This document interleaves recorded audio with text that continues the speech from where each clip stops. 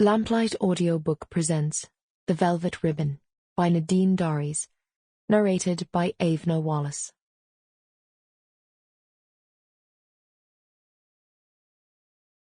Chapter 1. Tarabeg. Shona the gypsy woman and her bad-tempered grandson, Jay, had slipped into Tarabeg under the cover of darkness and camped in their old haunt, up against the church wall on the edge of the 7 acres. He had complained bitterly every step of the way. "This is a waste of our time. Why the feck are we here?" "We have been sent for," she replied, and Jay knew better than to ask for more. "Wrap rags around the horses' hooves to muffle them," she instructed, as they reached the outskirts of the village. The light had just begun to fade, and the moon appeared, large, bold and orange, close to the earth. At the sight of the blood moon, Shona finally knew in her heart why it was they were there. "What use are the rags?" Jay grumbled.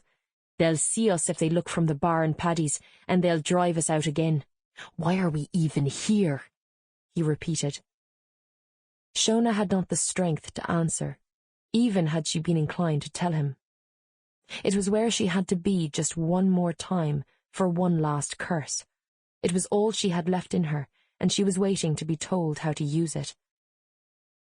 They had remained unseen, invisible, as she knew they would be, as they set up camp, fed the horses, lit the fire, and settled down. But all the time, Jay complained. "What use are you when you can't even cook any more?" he said, as he threw the rabbit he'd trapped the previous day into the scalding cast-iron pot. Without any further words, they both bedded down for the night.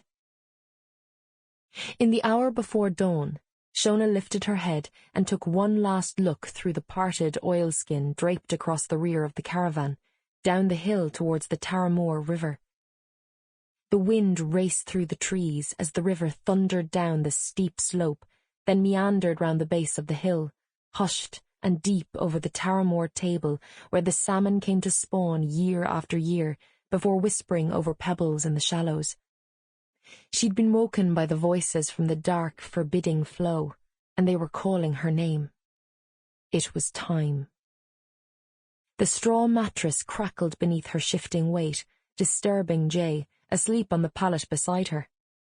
"Lie down, you mad old crone," he barked. She wanted to answer him, to order him to speak to her with the respect she deserved. Sample complete. Ready to continue?